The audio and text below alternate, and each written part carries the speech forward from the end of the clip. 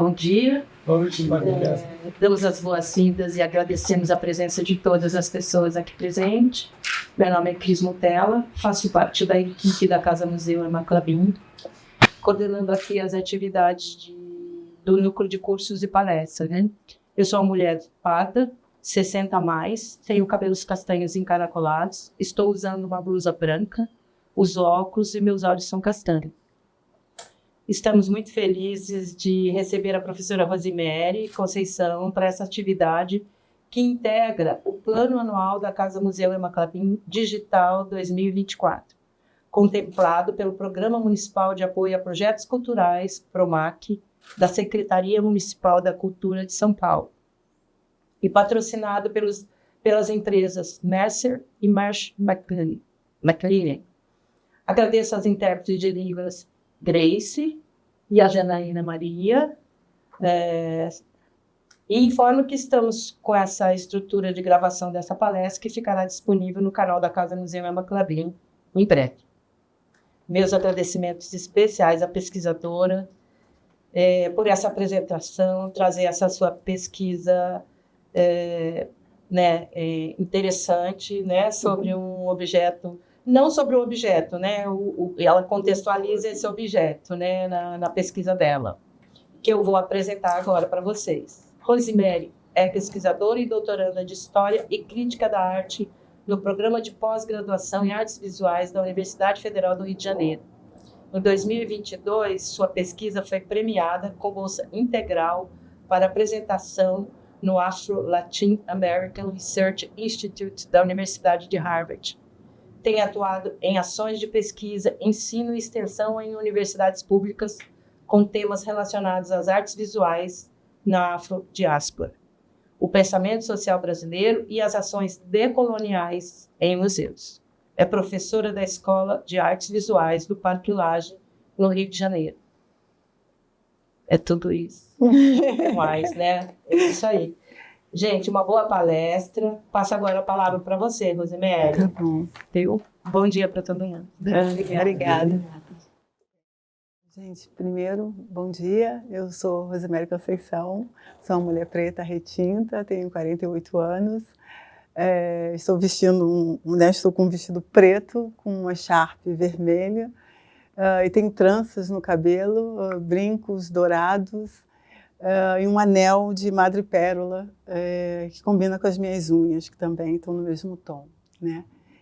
Antes de tudo, agradecer muito a oportunidade de estar aqui nessa casa. Durante a pandemia, fiz muitos cursos aqui, aprendi muito, conheci intelectuais brilhantes, né, no nosso país.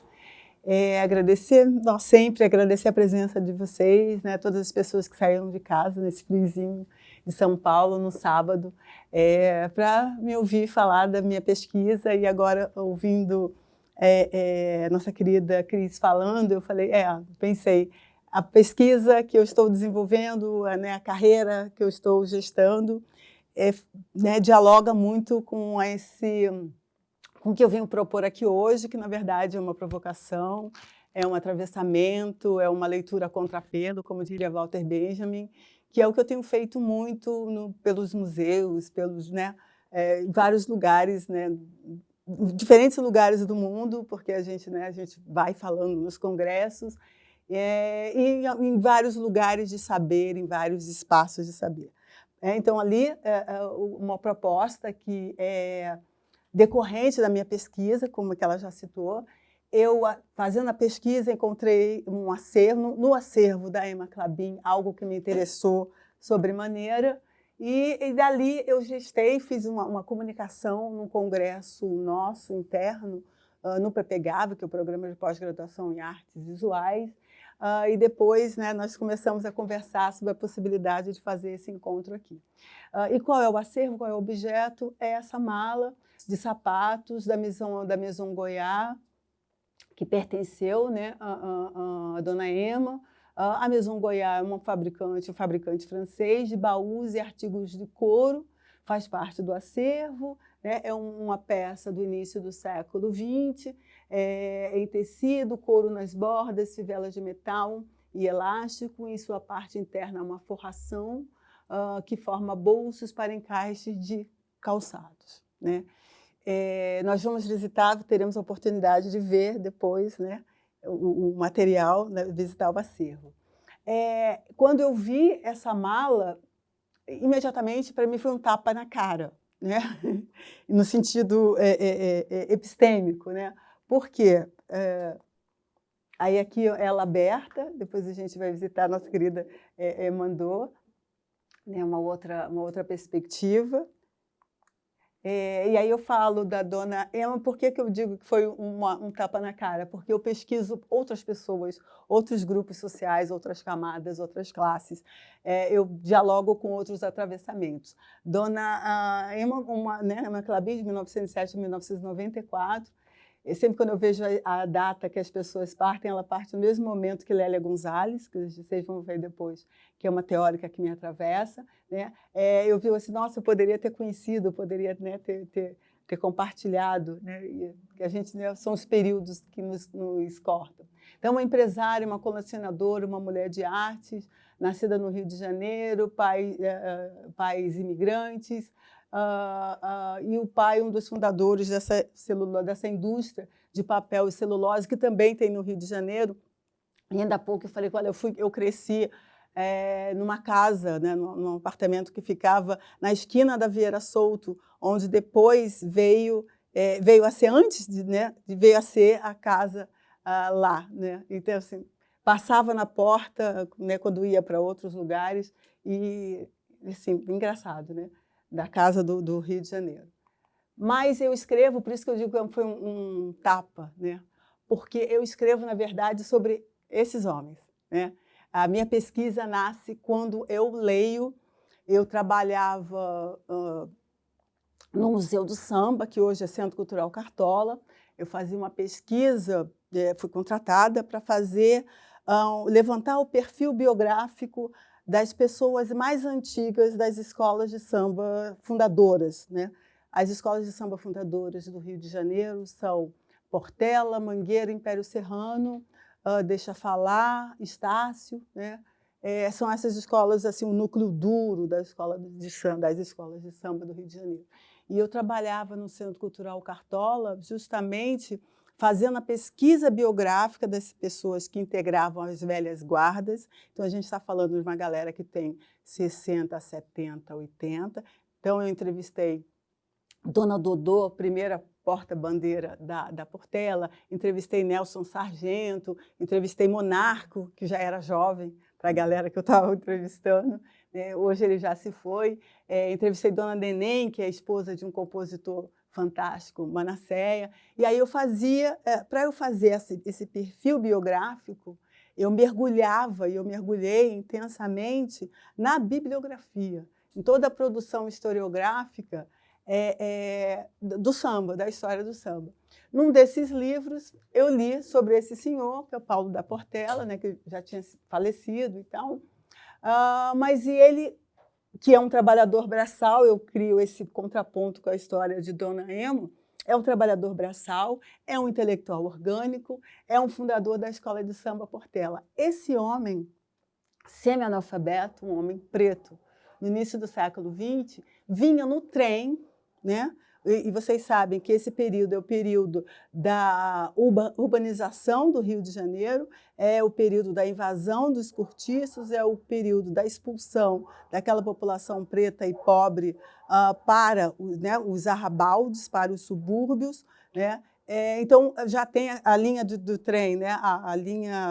O trem é de 1800 e final do século XIX lá. Então, assim, o trem vai rasgando a cidade e empurrando essas pessoas para a periferia. Então, ele está em Oswaldo Cruz, onde descia, né? A Mangueira é a estação primeira de Mangueira, porque é a primeira estação de trem, tá? Então, ele vinha no trem, ele saía do subúrbio, ia trabalhar no centro e voltava. Quando ele voltava, né, no trem, por isso que eu o chamo de intelectual orgânico, eu gosto muito de Gramsci, eu sou uma gramsciana, ele falava, isso está colocado na biografia dele, ele falava com os colegas que os negros devem andar sempre com os pés e o pescoço ocupados. E esse é o nome da minha tese, né?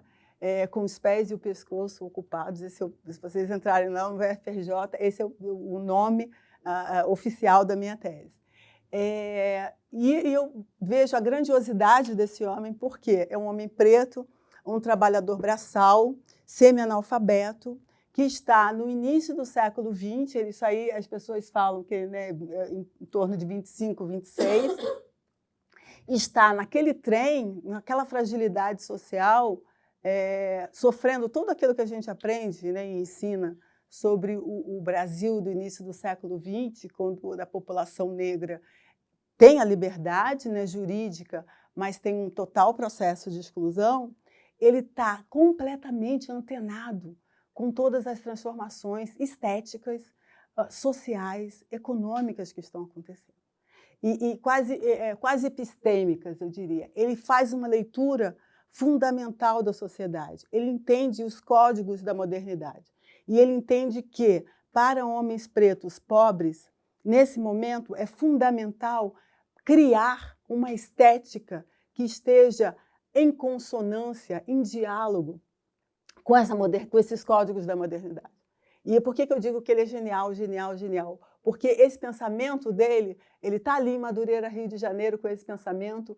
Há homens no Rio Grande do Sul com esse pensamento, há homens no Rio Grande do Norte com esse pensamento, há homens no interior da Bahia com esse pensamento, há homens na França, homens pretos, né? Todos esses pretos, com esse pensamento, com esse entendimento sobre o que é a modernidade. Então, eu pego a frase do Paulo da Portela, estou lá no Centro Cultural Cartola, entrevistando aquelas pessoas, consigo algumas coisas que eu me orgulho, porque o pessoal do samba não fala sobre racismo, e eu fui entender o racismo do início do século XX, quando eu estava na Unicamp, estudando, porque antes desse doutorado eu fiz algumas outras coisas na Unicamp, e aí, lá na Unicamp, eu entendi como o início do século XX, o período do pós-abolição, né? E aí começo a lidar com esse conceito, que é um conceito não tão estruturado dentro do ensino ainda, embora já tenha uma produção enorme, tá? Mas como esse período do pós-abolição, que os americanos chamam de pós-emancipação, como esse período é cruel.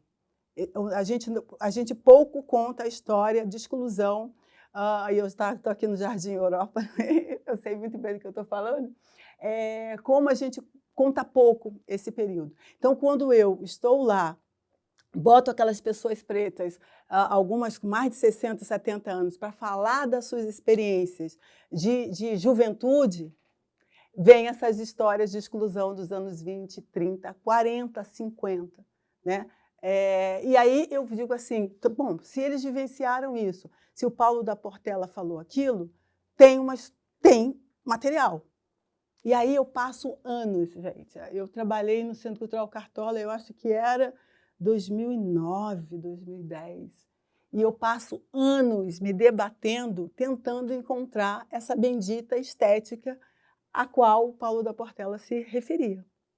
Se ele disse que eles deveriam andar com os pés e o pescoço ocupados, deve ter imagens dessas pessoas com os pés e o pescoço ocupados. E aí eu passo um tempão, para vocês terem uma ideia, eu fiz USP, né? Eu fiz mestrado na USP, e com a professora Laura de Melo Souza, que eu sou uma pesquisadora do Brasil Colônia, fui durante muito tempo, e depois eu fui me afastando do Brasil Colônia e entrando nesse Brasil Império, esse Brasil República. E eu ia fazer o doutorado com o professor Nicolau Sevchenko. Na época ele foi para Harvard, e aí ele ia fazer, ele falou, estou indo para Harvard. Eu falei, mas Harvard? Ele falou, Harvard tem uma estrutura maravilhosa, venha você e seus filhos. E aí, assim, eu esperando ter fontes para avançar no projeto, porque eu contei a história para ele, ele falou, fantástico. Aquele jeito do Nicolau, né? Fantástico, maravilhoso, projeto maravilhoso. Rosemary, você tem uma tese maravilhosa. E aí ele foi embora, né? E eu fiquei naquela coisa de ir, de levar a família, de escrever o projeto, nesse ínterim ele morre, né? Eu acho que Laura de Melo Souza, assim, dos filhos, né, de Sérgio Buarque de Holanda, eu acho que ele é um dos mais brilhantes, né? É um intelectual fantástico.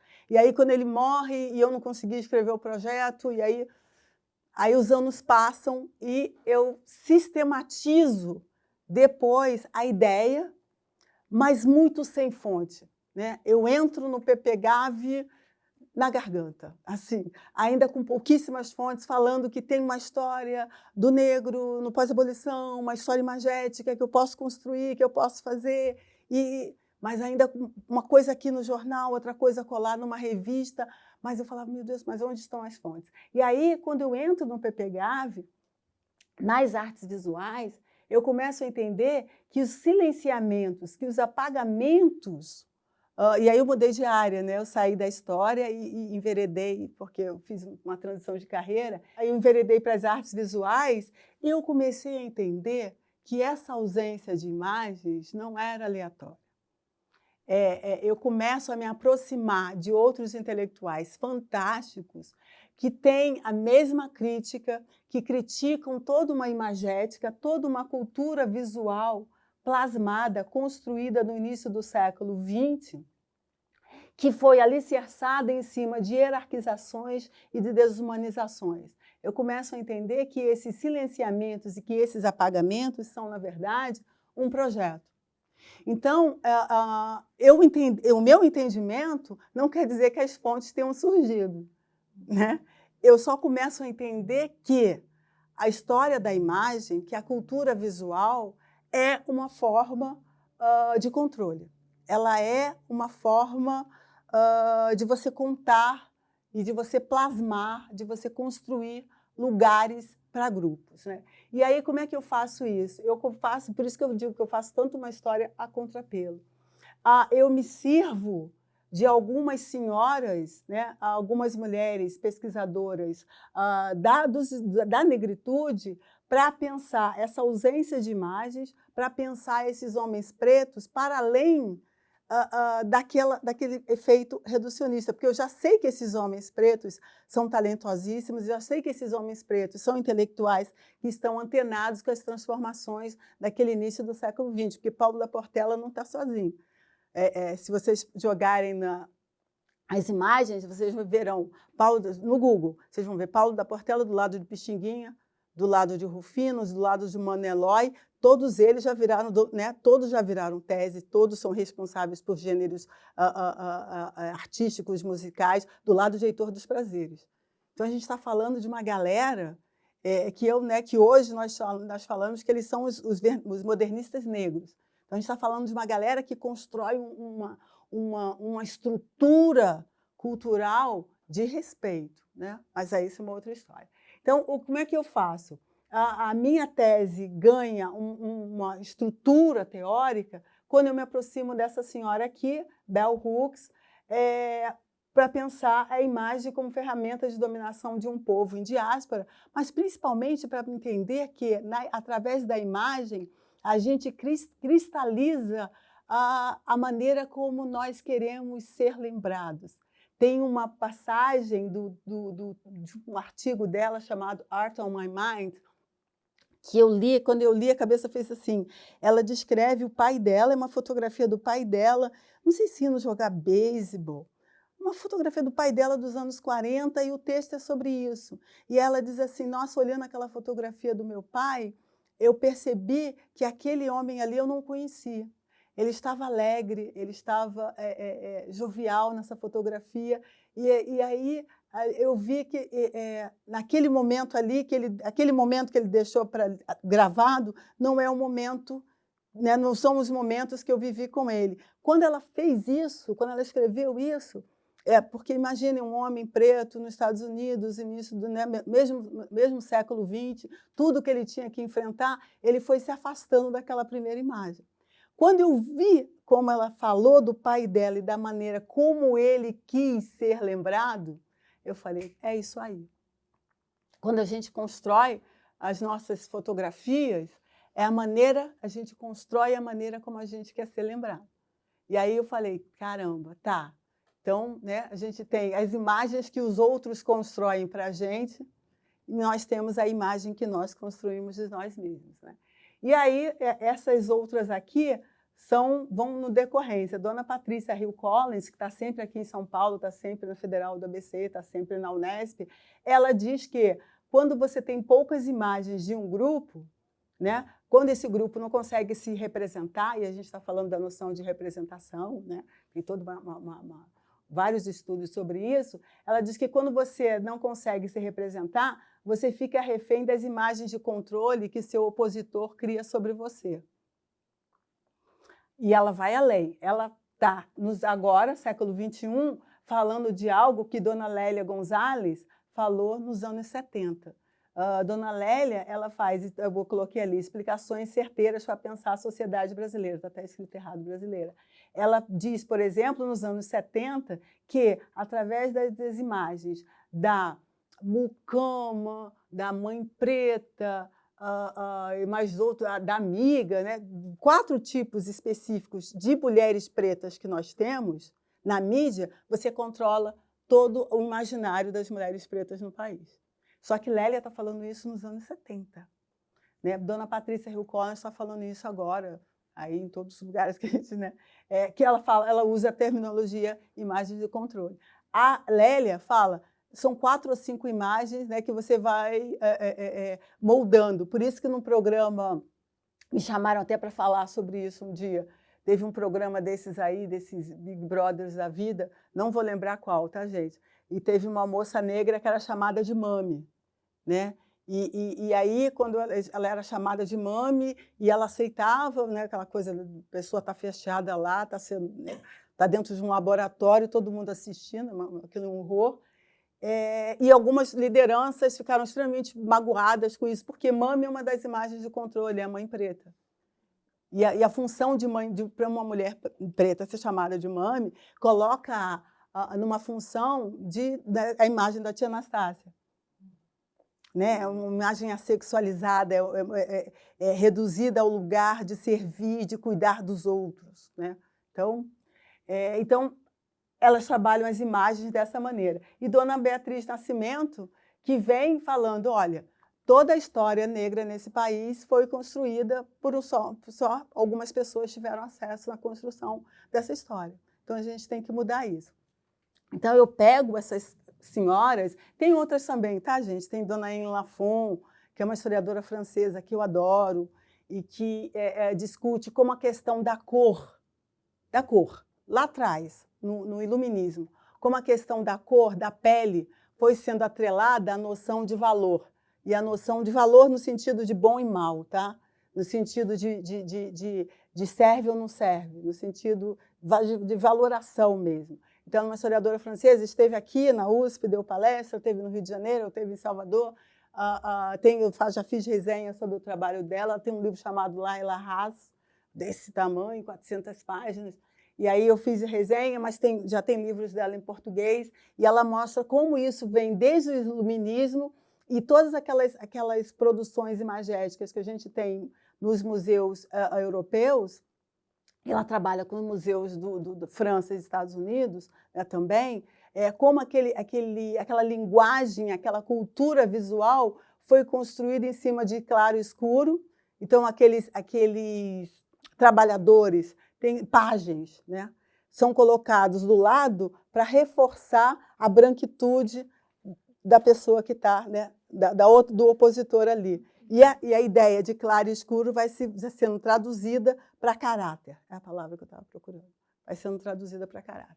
Então, tem ela e tem Dona Françoise Verge, também, que trabalha muito, discute muito a questão do museu como um espaço colonial. Ou, por conseguinte, as imagens que esse museu reforça são essas imagens coloniais. Então, eu fecho, né, uma amplitude teórica, um arcabouço teórico, e me aproximo muito das discussões decoloniais. E aí eu começo a me aproximar dessas discussões e começo a entender o corpo do Paulo da Portela, as imagens desses homens como um lugar, não somente como um corpo, né, mas como um lugar de matrizes, como de culturas, de memórias, e de outras leituras que permitem. Eu tenho um trabalho que eu digo que o Paulo da Portela e seus primos, porque eu vou achando outros homens que, como Paulo da Portela, estavam lendo a modernidade e se adequando, a palavra é essa, se adequando a essa modernidade. E finalmente eu consigo pensar, dizer, olha, na minha tese eu estou fazendo um enfrentamento a todas as imagens que são redutoras da população negra. Então, eu vou em busca das imagens que foram construídas da população negra pela própria população negra. E onde elas estão? Elas estão nos movimentos sociais negros. Frente Negra Brasileira, União dos Homens de Cor, as escolas de samba, os clubes de dança desse mesmo período, são sociedades dançantes, clubes de dança, nesse mesmo período, e tem uma imagética enorme, mas essa imagética não está nos livros didáticos e essa imagética não está nos trabalhos que normalmente a gente acessa quando a gente vai falar de populações brasileiras no início do século XX. Porque as imagens que dominam essa cultura visual do início do século XX são aquelas que a gente já sabe, né? A gente conhece. Então, uma das leituras, a leitura correta, a leitura óbvia, se eu olhasse para a mala de sapatos, seria pensar a leitura mais direta, digamos assim, seria pensar essa mala de sapatos através do trabalho do Padurai, né? Pensar como um objeto das elites, e aí tem toda uma leitura. Eu botei aqui 5 tópicos construídos a partir dessa leitura dele, que é fantástica, sobre essa história social das coisas. Então, uma mala tão cara, no momento de tanta distinção, ela traz um objeto das elites. Ela carrega em si a complexidade que exige, né, que exigiu a sua aquisição. Então, você trabalha ali, assim, trabalha uma ideia de quem tem e de quem não tem, né, de uma escassez, né, daqueles que não têm acesso àquilo ali. E aí ele vai falando de uma virtuosidade semiótica, que é a capacidade de assinalar a especialidade. Então, ele vai desde aqueles produtos do abrir, da expansão, né, europeia em relação ao resto do mundo, daquelas preciosidades, a pimenta, o açúcar, a gente vai falar do açúcar lá na frente, os ornamentos, ficam nesse lugar dos objetos especiais. Ou então ele fala também, olha, tem um outro lugar mais distintivo ainda, que seria toda a energia empregada para a construção daquele objeto. E a última associação, se aquela pessoa tem esse bem, então essa pessoa ela tem uma distinção colocada sobre ela, é uma distinção construída através do objeto. E aí eu comecei a construir algumas hipóteses de trabalho para pensar essa mala. E jogando na coisa do objeto, mas também ampliando para a questão da cultura material. Essa mala, ela evoca leitura sobre o período e suas diversas clivagens sociais e raciais, né? A gente pode aplicar diferentes antropologias, diferentes metodologias para pensar a mercadoria e a circulação das coisas, né? Consubstancia uma cultura material e a gente se aproxima de uma análise de bens de luxo, não somente pela oposição, ele está com esse só, em relação aos bens necessários, mas também há um registro especial daquele consumo, né, com um bem ligado a toda uma trajetória, a toda uma construção, a todo um lugar social quase inalcançável. E aí eu teria 2 caminhos esperados para pensar as relações dessa mala. Primeiro seria as apropriações no universo dos modos de vestir, né? O caminho direto, e outro caminho que eu gosto pra caramba e que eu proponho, que é pensar o sapato, né, uma mala de sapatos, não é só, né, não é um sapato, é uma mala de sapatos, em relação à simbologia dos sapatos no contexto afrodiaspórico. E aí vamos no primeiro, né? Pensando nele como os modos de vestir, eu achei essa exposição, que é uma exposição chamada Marche de Marche, que aconteceu no Museu de Artes Decorativas entre 19 e 20, que ela começa a partir desse sapatinho aqui. E aí eu trouxe uma descrição. A exposição fez uma análise do ato de andar e calçar no cotidiano, da infância à idade adulta, na Europa, na África, na Ásia e na América. Do século XV ao século XIX, constata-se que alguns fatores ambientais, como solos irregulares, por exemplo, restringem o ato de caminhar, impondo o uso de calçados adaptados. Na França, durante a ocupação dos nazistas durante a guerra, a penúria de matérias-primas resulta na fabricação de solados de madeira, que tornam o caminhar brusco e barulhento. A exposição também explora o universo do sapato militar e o sapato como elemento central de fetichismo, como os usados pelas sensuais dançarinas de Crazy Horse em Paris.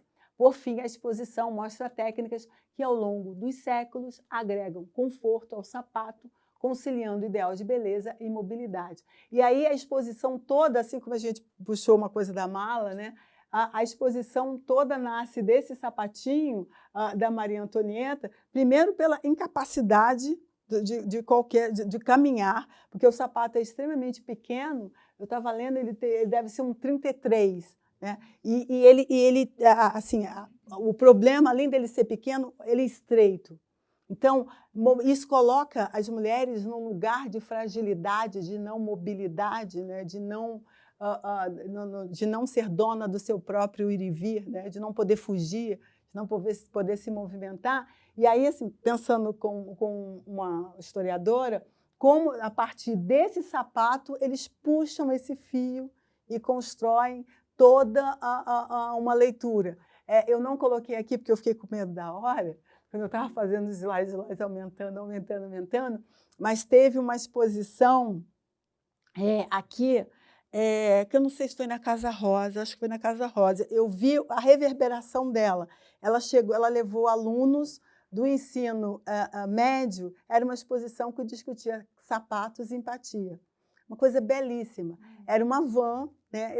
Eles improvisaram uma van com 16 pares de sapato, porque teve a exposição grande, e depois foi replicada no ensino médio. As crianças, né, os jovens, acessavam, colocavam esses sapatos, todos higienizadinhos, sabe, com um feltrozinho por dentro. Eles acessavam o sapato e liam os depoimentos da pessoa que doou o sapato. Então, para trabalhar assim, aquele ditado, né? Calçar meus sapatos, né? Saber quem eu sou, né? É aquela coisa, ninguém sabe as marcas que eu trago, né? A menos que calce os meus próprios sapatos. Então, assim, as leituras desse sapato como até mesmo essa coisa do afeto. Eu gosto muito de outras provocações. Eu, em 2022, mandei um projeto para o MASP.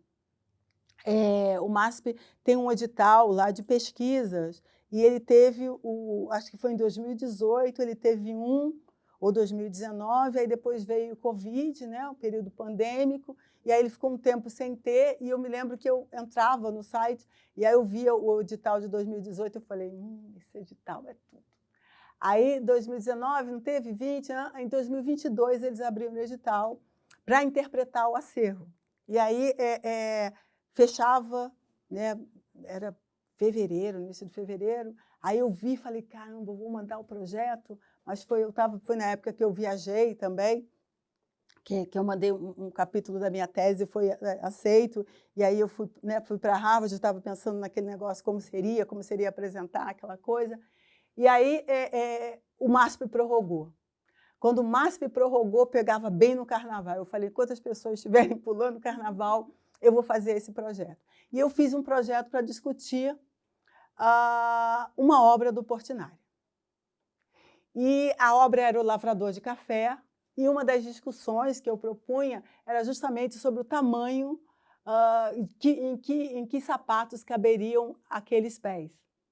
Justamente por entender o sapato como um símbolo de liberdade no mundo afrodiaspórico. Então, a minha crítica ao projeto, né, ao projeto visual, do que é enfatizado na obra do Portinari, olha só, eu não estou falando da obra do Portinari, Eu estou falando do que é enfatizado na obra do Portinari. A minha crítica era essa. E aí eu fiz algumas provocações, eu me lembro. Escrevi um projeto, assim, eu falei, é tudo ou nada. Então eu fiz um projeto com as vísceras, né? Quando você coloca tudo que você pensa no papel e você manda. Assim, né? O não, eu tenho um amigo que diz assim, o não a gente já tem, a gente agora vai para a humilhação. Ele fala isso, adoro, historiador fantástico. E aí eu mandei como eu queria. E eu fui para a entrevista. Aí eu falei, 10.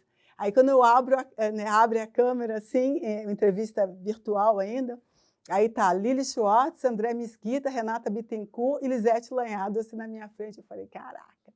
E aí eu trago a discussão sobre os pés que são retratados nas obras modernistas à luz do pensamento social brasileiro. E eu estou discutindo com gente como o Gilberto Freire, porque aí não é mais o sapato, é a contrapelo, é a ausência, né? E aí o nosso querido Gilberto Freire, um dos nomes mais citados, né, entre todos os citados, entre os lidos e os reverenciados, apesar, né, se vocês forem para a dona Lélia Gonzalez, ela tem uma leitura do Gilberto Freire extremamente contundente, extremamente importante. Se vocês forem para as novas pessoas que estão escrevendo sobre artes visuais, Igor Simões, ele tem uma leitura extremamente contundente, extremamente necessária sobre o Freire. Mas nos nossos cursos a gente continua lendo o Freire, né? E aí o que o Freire, em Mocambos, o que ele diz? Os pés foram para o mulato um elemento de ascensão social. Pés compridos, bem feitos, finos, nervudos. Disse que alguns que passam aristocraticamente pelos anúncios, em forte contraste com os pés do grande número, da maioria mesmo, dos negros. Os negros têm os pés esparramados, espalhados, apapagaiados, de alguns repontando calombos, janetes, dedos grandes separados. Noutros, faltando o dedo mindinho ou grande, talvez comido pelo anhum, várias com aristim, que são doencinhas. E aí ele diz, os pés negros deveriam ser particularmente rebeldes aos sapatos e às botinas de molde europeu. As próprias chinelinhas em que se especializou, entre nós, os pés da mulata. Quando o uso dos sapatos e das botinas, a princípio elegância quase somente de reinóis, generalizou-se entre a aristocracia brasileira de homens e mulheres de pé pequeno, compreende-se a dificuldade dos pretos para se acomodarem, mesmo quando pajens, a esse elemento aristocratizante e europeizante, tão contrário à anatomia dos pés largos e chatos. Então, o que a gente vê ali? Né? Todo mundo vê ali a eugenia, né? Todas as discussões da higiene, do pensamento racialista brasileiro, que alguns, né, pensamento racial brasileiro, que alguns teóricos dizem que não, que Gilberto Freire, de forma alguma, nunca. Você está completamente errada, não podemos dizer que Gilberto Freire tem essa leitura. Então, eu vou para o Portinari, eu vou para as obras da Tarsila, com seus corpos deformados, com seus pés deformados, com esse olhar, sabendo aonde bate esse tipo de leitura, ou melhor, aonde bate esse tipo de representação. E aí vem a provocação, sempre. Em que sapatos cabem aqueles pés das obras modernistas? Né? E aí, assim, vamos procurar na literatura da época, né, na dinâmica da época, da Mala, do Paulo da Portela, do Gilberto Freire, né, desses sapatos, como é que era o acesso a esse sapato. E aí eu encontrei, eu tenho outras referências, tá, gente? Eu não vou dar, porque são a minha tese, e a minha tese, né, tem que ser defendida. Na abertura do Museu Histórico Nacional, em 1922, eu vou pegar aqui o meu caderninho, que eu tenho umas outras anotações, foi obrigatório o uso do sapato, o uso do colarinho, foi tido como obrigatório, foi colocado como obrigatório no regimento do museu. E aí, às vezes, por exemplo, eu dou aula no Parque Lage, aí eu dei um curso sobre museus, né, sobre... o curso chamava dos lugares de memória, as coreografias do impossível, né? E aí eu falava sobre essas transformações que hoje nós temos dentro dos museus, e esse lugar do museu, quase, eu falo que o museu está muito entre um ranço e ai, eu faço um trocadilho, assim, porque as elites têm raiva porque os seus bens foram colocados como público. E as pessoas das camadas mais, né, mais amplas da sociedade têm nesses lugares um afastamento. Não tem, eu já trabalhei, né, em diversos, né, ligados a diversos museus em diferentes partes da cidade, seja o Centro Cultural Cartola, fui residente no MAM, né, pesquisei no MASP, e tem um afastamento, tem uma dificuldade das pessoas se aproximarem do museu. E aí, quando eu vi isso, eu falei, nossa Senhora! Na inauguração do Museu Histórico Nacional, né, que é 11 de outubro, o museu estipulou no seu regimento que não poderia entrar criança, mas ele também estipulou o uso, desacompanhado, tá? Ele também estipulou o uso de paletó e de sapatos, né? Como critérios de vestimenta para ingressar. E aí, o seu Paulo da Portela, entendeu por que eu digo que ele é genial? Como ele leu a sociedade dele, assim, né? E não tinha Instagram, não tinha Facebook, não tinha televisão, né? E aí a gente vai recorrendo à história econômica para entender por que é tão antipático, no mínimo antipático, para não dizer excludente, né? Estipular o uso do colarinho e o uso, né, do paletó e o uso do sapato para entrar no museu. E aí eu fui lá no Boris Fausto, eu e o rapaz que, né, que traz esses dados, para entender a dinâmica desse museu. O museu ele era pago, o horário gratuito para a visita era de 12 a 16, de paletó e de sapato. O custo da entrada do Museu Histórico nessa época era de R$1.000, né? E o horário de funcionamento era de 16 às 23 horas da noite. O pavilhão de festas, para você entrar, custava R$5.000. Aí nós vamos para a história econômica para entender o que significam, naquela sociedade, R$5.000 e R$1.000. O Boris Fausto, ele tem um trabalho sobre a economia da classe trabalhadora para 1919. Então, a gente está, né, próximozinho do nosso período.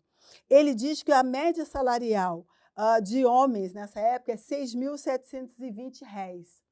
Para mulheres, R$5.165. A diferença estrutural, né? Está lá já está dada. Então, o pavilhão de festas custava R$5.000. O salário médio de um trabalhador, homem, obviamente, ele não tem o critério raça e classe aqui, mas a gente sabe que ele não está falando dos trabalhadores braçais, né? Então, R$6.720. Ele fala que o salário médio, a média da classe trabalhadora nessa época, não ultrapassava R$8.000 por dia.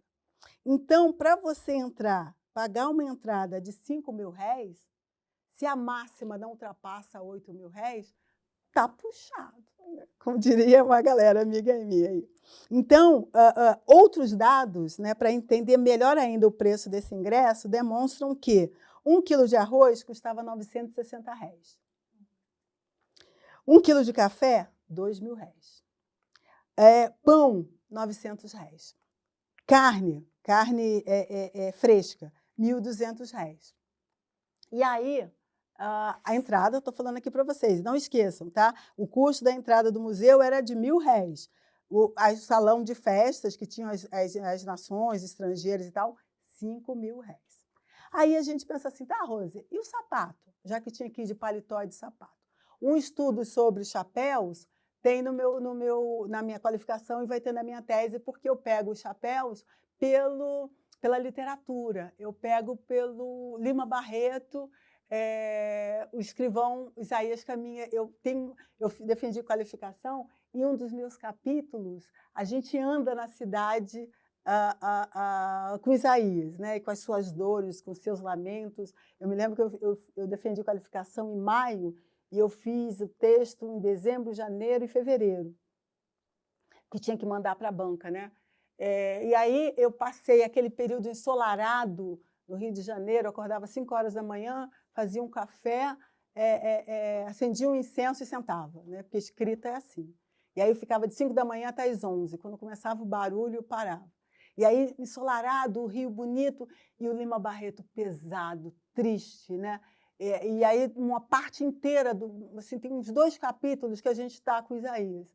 E Isaías fala dos modos de vestir, ele fala dos preços do chapéu, e ele só pode usar um chapéu, que é aquele chapéu de palha, que é o mais barato, e ele fala, ai, se eu tivesse um terno, ai, se eu tivesse um anel de doutor, né? Aí iam me chamar de doutor para cá, doutor para lá. Então, assim, na literatura, a gente vai vendo, e aí eu fui para os anúncios, para os preços dos chapéus, e não é barato, não. Não é, sabe, não é, é um preço que rivaliza com vou comprar o pão ou vou comprar o chapéu. Né? Mas aí eu fui ver os sapatos para entender quanto custa, né? Quanto custava um sapato. Não estou falando de uma mala, não, estou falando de um sapato. Um sapato caro custava 21 mil réis. Né? E aí, como é que a gente sabe disso? Um sapato, o preço variava de 21 mil réis a 32 mil réis. E aí, como é que a gente sabe isso? Através dos anúncios da sapataria popular. Eu não estou falando de sapatos importados, eu não estou falando de sapatos de grife. Então, é um universo. O Nicolau Shevchenko cita no trabalho dele alguns homens que foram presos por estarem sem o uso do colarinho. Se alguém souber onde estão essas fontes, me diga, porque eu estou atrás, já vasculhei, aquela coisa assim que você olha 5 vezes o mesmo tomo, eu não achei. Então, eu não sei se é um problema no Arquivo Nacional, e aí assim, eu estou desesperada atrás, porque eu preciso achar esses homens que foram presos por não estarem com o colarinho. Aí, assim, até um parêntese, quanto tempo eu tenho? Que horas são? Tá, estou indo. E aí, assim, o James Brown, eu fazendo pesquisa, essa coisa do terno, do sapato, James Brown foi preso porque ele roubou um terno nos anos 40. Aí eu soube disso, eu falei assim, gente, a minha pergunta é, por que ele roubou um terno, né? Para onde ele queria ir? E aí tem um acervo, né? Um mimo no acervo pessoal da nossa querida Cris, que me mostrou essa fotografia para ver, para a gente, né? Vou trabalhar lá na minha tese. Eu mostrei para a minha orientadora, ela falou, Rose, vai lá, né? Como é o trabalhador médio, né? Como são as pessoas no pós-abolição. Tem uma outra obra, porque onde eu quero chegar, que as imagens do pós-abolição eu estou falando, pós-abolição hoje é pós-abolição, né? Tem uma questão temporal aí que tem que ser cortada. Quando eu falo pós-abolição, estou falando anos 20, anos 30. Há algumas imagens desse pós-abolição que você não sabe se as pessoas ainda são escravizadas ou não. Essa é uma das imagens, mas isso aí já é pós-abolição. E há, por exemplo, uma imagem que está no Museu de Petrópolis, de uma trabalhadora negra, uma mulher que está agachada com uma criança. É uma fotografia de autor desconhecido, com uma criança branca nas costas. E essa imagem é de 1911. Né? Então, onde eu quero chegar, e eu não vou me alongar aqui agora, essa cultura visual não delimita um final de uma escravidão, de um processo de escravização.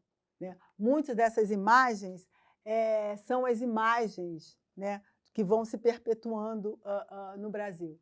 E aí eu coloquei aqui para vocês, né, o salário dos homens adultos, quanto custavam os sapatos, por isso aquele trabalhador sem sapato. É quase impossível, diante dos gastos diários, né? E outro dia mesmo eu estava lendo, eu não vejo televisão, tá, gente? Eu parei de ver televisão, acho que foi em 2018, vocês sabem o motivo. Eu falei, não, eu não vou, esse filme eu não quero assistir. E aí eu parei lá em casa, e as crianças já não assistem mesmo TV, e aí eu parei de ver jornal e tal. Mas outro dia chegou em mim dados, né, porque chegam sobre o Zap, né, as matérias, que a população brasileira hoje está se endividando por conta da alimentação. É onde pesa mais. Né? Então, 960 réis, o café, o pão, a carne fresca e o preço dos sapatos, né, dos sapatos da moda. Então, é um absurdo, assim. quando quantos meses você pode manter uma cesta básica e quanto você vai investir nos sapatos. Eu estou atrás de, por exemplo, a história dos alfaiates no Rio de Janeiro tem algumas coisas escritas, então eu estou surfando, tá tranquilo. Mas dos sapateiros é muito complicado, né? Muito complicado achar documentação sobre. E aí eu trago para vocês, a gente começa a enveredar no mundo das artes visuais, é onde eu vou fechar o trabalho. Essa foi a obra que eu analisei no MASP, que é o Lavrador de Café, do Portinari, e eu nem vou discutir, mas lá eu discuto, inclusive eu vou fazer uma fala, que é o fechamento da pesquisa, dia 19 de junho, no site, no YouTube do MASP, né? E aí, assim, esses pés, né? Aqueles pés da nossa querida Tarsila, né? E eu gosto muito de colocar, no início desse ano eu estive no encontro de museologia na Sicília, na Itália, e aí eu coloquei exatamente isso. Eu botei 2 imagens modernistas, que era essa, nossa Tarsila querida, e uma outra imagem de um pintor completamente fora desse cânone aqui, que é o cânone legitimado, né? Justamente para provocar e para mostrar para as pessoas que estão fora do país esse choque de imagens que a gente está propondo, esse tensionamento, né? E ali eu trago o Heitor dos Prazeres, né? Porque o Heitor dos Prazeres ele coloca os negros todos olhando para cima, porque ele diz que o negro não pode ficar olhando para baixo, e ele coloca esses pés. Então, acho que a primeira coisa que nós temos que fazer, Paulo da Portela não é um ingênuo, e Heitor dos Prazeres não é um ingênuo. Eles sabem exatamente o que eles estão fazendo. Eles sabem exatamente que ordem, né? E aí no sentido Foucaultiano mesmo, que ordem que eles estão tensionando, né? Que ação disruptiva é essa que eles estão construindo. Então, ali o Heitor, olha como todas as obras do Heitor, como os negros aparecem. E há outras, eu vou falar isso no dia 19, há outras representações, há outras imagéticas do negro também construídas pelo Portinari. Eu fiquei 9 meses fazendo estágio lá no MASP, indo e voltando toda semana. Foi um trabalho árduo. O MASP, né, tem um acervo maravilhoso, extremamente organizado, e eu vi tudo que tem lá do Portinari. Posso, né? Mesmo porque não tem como você pular uma coisa, você fala, eu não posso pular. Então, eu vi tudo. E o Portinari não reduz a representação dele dos corpos pretos a isso aqui. Há outras representações que não são mostradas.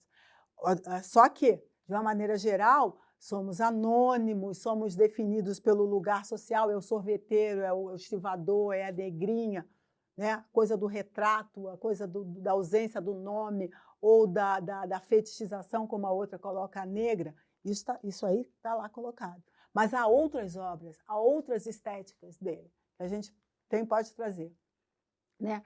E aí, já caminhando, né, para o final, eu não estou sozinha.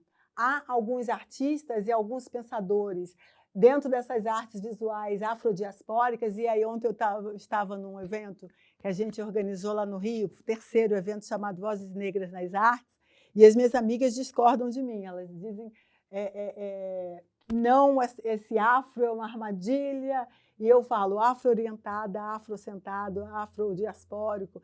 Esse afro é uma armadilha, tá?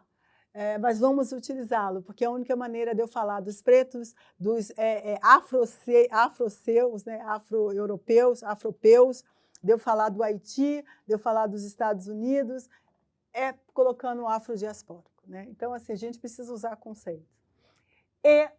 Isso está sendo apropriado por esses artistas, né, de uma afrodiáspora. O Tiago Santana é um deles, ele tem um trabalho incrível chamado Baixa dos Sapateiros, que foi construído, aqui é um sapato de açúcar, né, justamente para tensionar os dois pontos, o sapato, né, e a ausência dos sapatos, né, porque tem um autor que eu até separei para mostrar para vocês, mas não vou mostrar. Tem um autor, um escritor viajante, que esteve no Brasil logo depois do período da escravidão, e ele faz os mesmos comentários, o mesmo teor, né, nos comentários que o Gilberto Freire, e diz que, diante da impossibilidade dos dedos dos pretos caberem em algum sapato, que depois da abolição esses pretos andam com sapatos pendurados no ombro.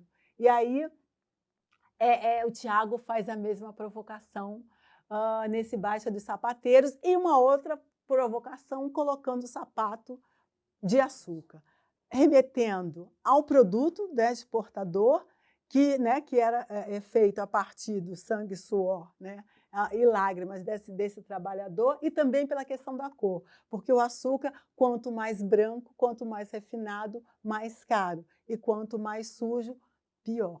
E aí a gente joga lá no Dona Ina Lafon, com as discussões que ela mostra para a gente como essas discussões começam lá dentro do iluminismo. Se vocês puderem, deem uma olhada dela. No trabalho dela, ela é uma pesquisadora fantástica, fantástica. Vamos assistir ao Tiago falando sobre o trabalho dele, uma coisa rápida, e aí a gente vai caminhando para o final mesmo.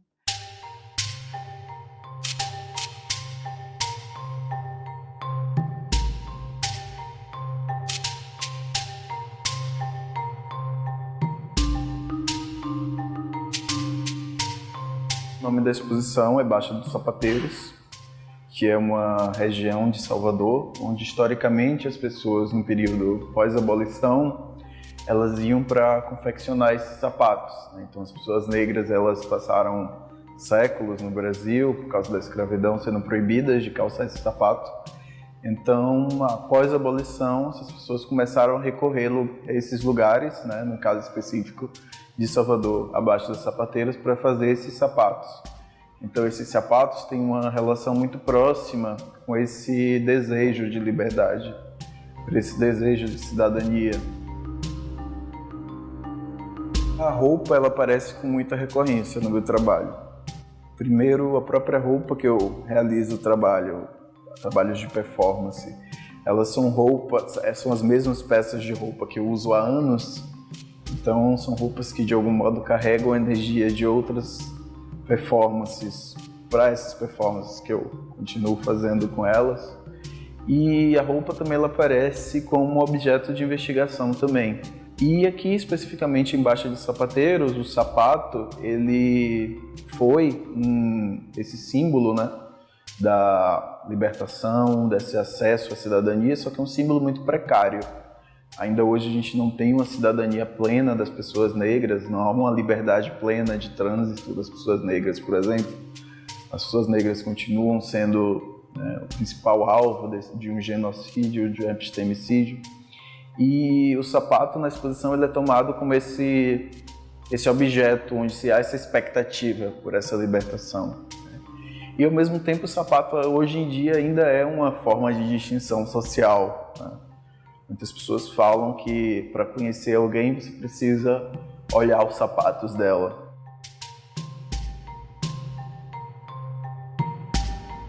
Aqui na exposição especificamente tem um trabalho que o nome é Série Lisboeta, e nesses trabalhos eu trago imagens, contextos que remetem a ações que eu realizei lá em Portugal, mas que ao mesmo tempo necessitam do público para que essa performance ela seja completa. Que há uma descrição da performance, mas não há um registro in loco dessa performance, só desses monumentos, desses lugares específicos. Então foi um trabalho que eu desenvolvi lá e que eu trouxe para a exposição exatamente como uma forma também de aproximar essas duas margens do Atlântico, né? De pensar essas duas margens da colônia, da antiga colônia e dessa metrópole colonizadora que seria Lisboa, Portugal. Então, o meu trabalho, ainda que tenha um forte caráter de memória, de história, eu sempre tento fazer uma referência à atualidade.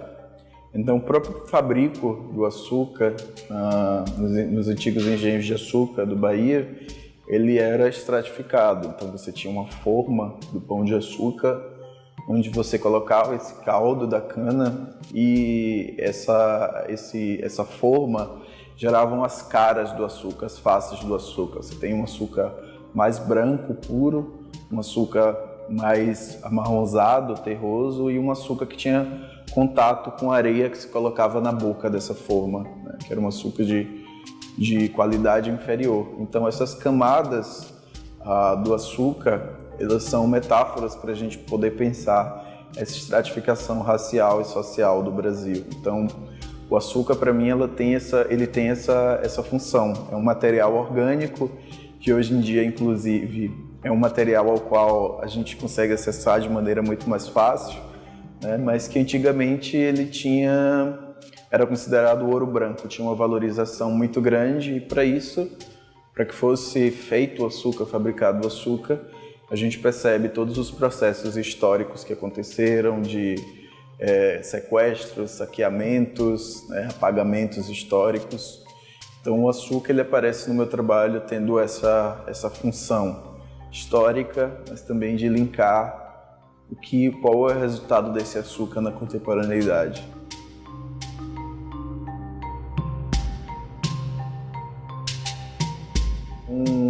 Meu processo de composição se dá muito a partir de pesquisas, de conversas, de encontros com outras pessoas, e sempre trabalhando nessa interseção entre história, memória, né?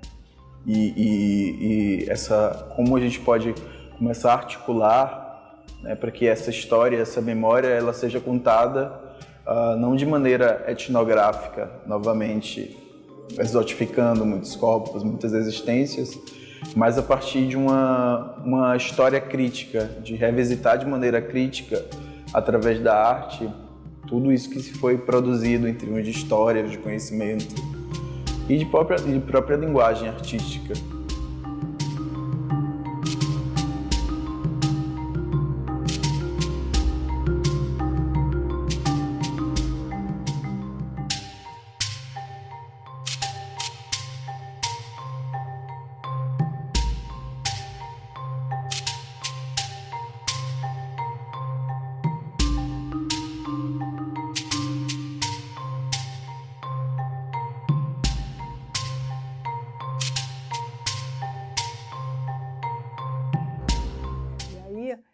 Uma outra apropriação é desse colega, um outro artista, o Marcelo Caos Franco, é um doutorando também do PPGAV.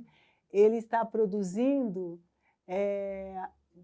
depois vocês podem ver o trabalho dele, porque o trabalho dele é longo. O Caos fala muito, o trabalho dele tem 13 minutos. Eu falei, não vai dar, meu amigo, vou te levar comigo, mas não vou passar seu vídeo. O Caos, ele está fazendo um trabalho que inquire, né, a produção acadêmica sobre das artes visuais, o lugar do negro nessa história da arte, né? A curadoria da marginalidade é o que ele propõe, e ele tem essa série chamada, ele tem várias séries, tá? Essa série chamada Ainda Estamos Descalços, ele está fazendo gesso, ele é escultor, né? Ele convida curadores e curadoras negros do Brasil, e ele faz gessos. E está expondo esses gessos, porque ele diz que nós ainda estamos descalços para as artes visuais. Nós ainda não atingimos um lugar de protagonismo, um lugar de cidadania dentro das artes. Foi anteontem. Quinta-feira eu estive no Mar, visitando a exposição Funk. Já sabia que viria para cá depois, né? O campo já estava até pronto. E aí, chegando lá, tinha a exposição Funk, uma exposição maravilhosa, vários momentos, né, da história da música negra, não somente do funk, mas as suas ramificações. Para vocês terem uma ideia, eu tenho que fazer essa pontuação. Tem uma fotografia do João da Baiana dançando com a Saputi, com a Ângela Maria, os dois novíssimos, uma coisa grande, assim, uma reprodução. Nossa, e quem está atrás tocando, assim, mas só pega um instrumento, é Pixinguinha. Assim, uma exposição maravilhosa. Mas por que eu estou comentando? Porque tem lá um dos sapatos usado nos bailes soul. que eu acho que foi o Dom Filó, que é um cara, um produtor, um artista, dos bailes dos anos 70, e eles colocaram lá o sapato na exposição. Quando eu vi, eu falei, gente, né, mais um capítulo, mais uma página, mais uma leitura possível. Então, o trabalho do Caos é uma provocação, né? Ele coloca o sapato como essa cidadania que nunca chegou. Na verdade, nós ainda estamos discutindo, daí eu gosto tanto de enfatizar isso, esse pós-abolição, que hoje é o pós-abolição, né? Mas, né, o que significa, o que significou e o que significa essa cidadania para uns, que ela é tão plena, né, como um depósito para guardar tantos sapatos, e para outros ela é tão escassa, né, que bastava carregar nos ombros. E aí eu deixo algumas conclusões que são iniciais, né? O sapato, mais do que um símbolo de condição e ascensão sociais, né, é local de disputa, né? Mesmo depois do final da escravidão, ele é um registro especial de consumo, ele é para poucos, ele é caro, né? O acesso a ele é difícil para as famílias brasileiras. E a partir dessa leitura dos pés, nós encontramos as marcas do pensamento eugenista e das inúmeras limitações de cidadania que ainda se fazem presentes no país. Eu bato muito nessa tecla, na minha tese tem um capítulo sobre isso, como o pensamento eugenista se ramificou, ele sai das ciências e ele se ramifica no jornalismo, na literatura, nas artes visuais, e ele está lá colocado quando a gente ouvia o Galvão Bueno falando sobre o futebol e sobre os jogadores brasileiros, sobre o que é brasileiro, o que é essa identidade nacional. O pensamento eugenista, ele está aí, ele está nos juristas, ele está no direito. Qualquer um de vocês aqui pode citar 2 ou 3, 4 sentenças dadas agora no século XXI que remetem, que revisitam, né, que trazem novamente esse pensamento eugenista, né? E quando a gente fala de pés, né, de dedos e de sapatos, a gente está falando sobre isso, né? Então, aqui algumas das minhas referências, eu citei bem mais do que isso. Tem um texto meu já sobre o Portinari, que é de Antonio Portinari, Olhares sobre o agigantamento dos pés e mãos nas representações da população negra, está disponível para acesso. Lá eu discuto algumas dessas ideias. Tem um trabalho do MASP também que vai sair depois. Tem o Apadurai, que eu coloquei ali, o texto sobre o Museu Nacional. Bom, eu fiz outras citações que não estão aí. Agradeço muitíssimo por me ouvirem.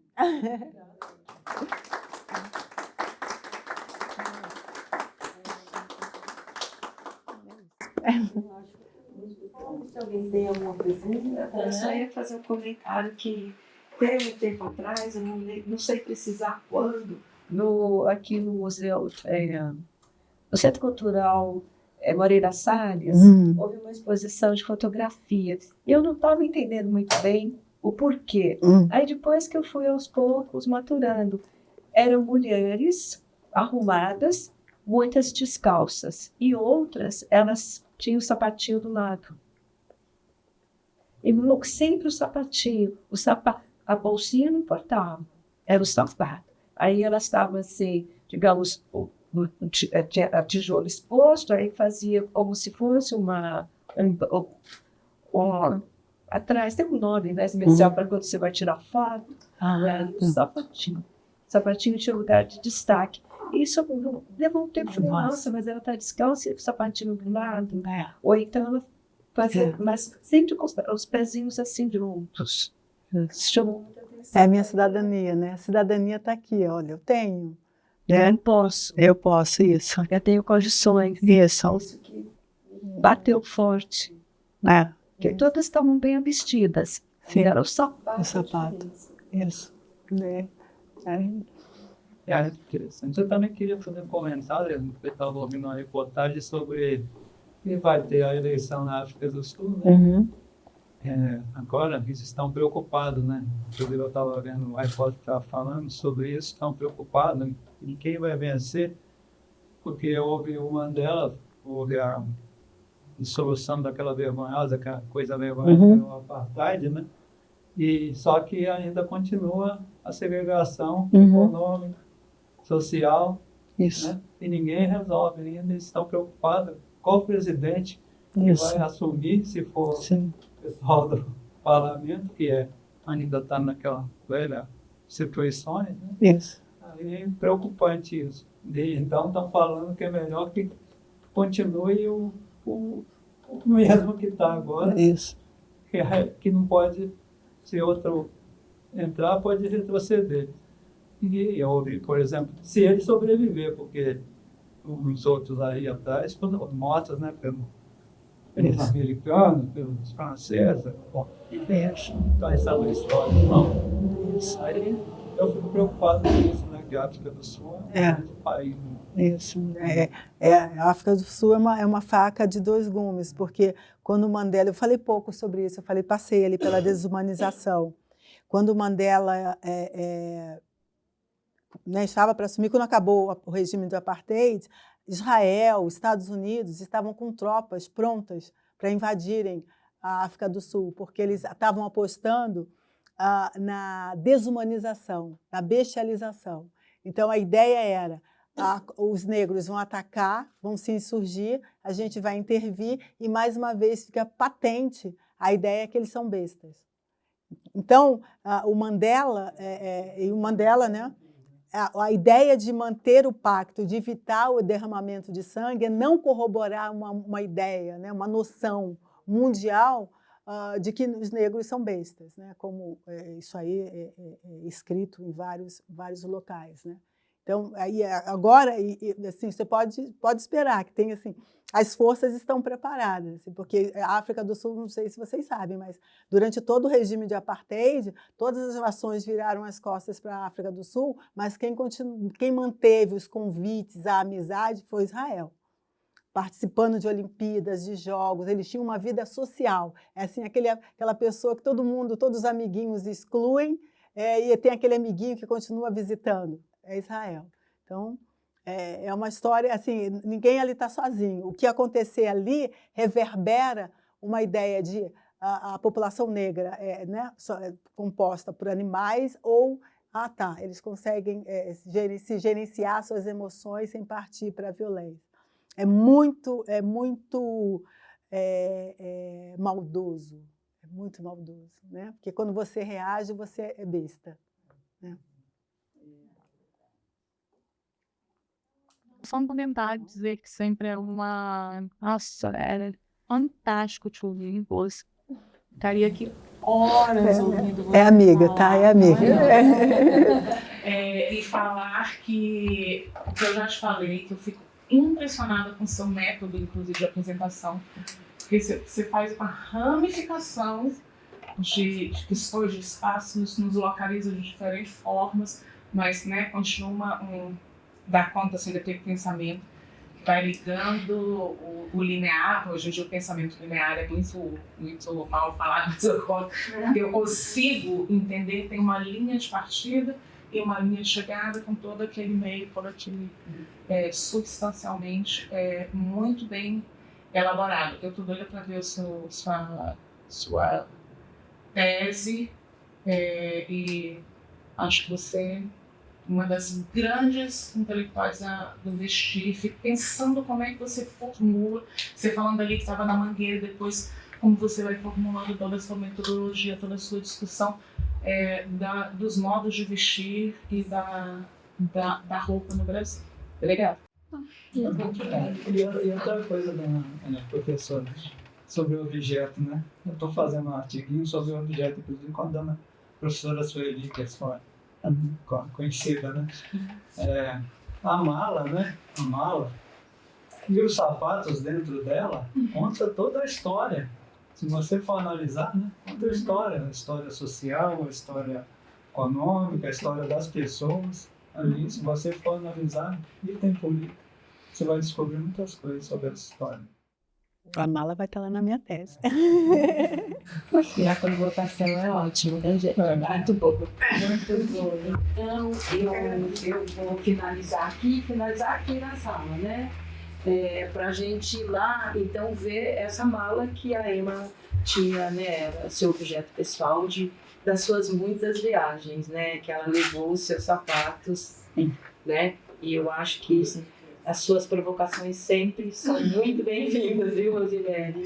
Então, agradecer mais uma vez a presença de todas as pessoas que estiveram aqui, e ao nosso patrocinador, né, a empresa Mercer e McLean, pelo meio do Programa Municipal de Apoio a Projetos Culturais da Secretaria Municipal da Cultura de São Paulo.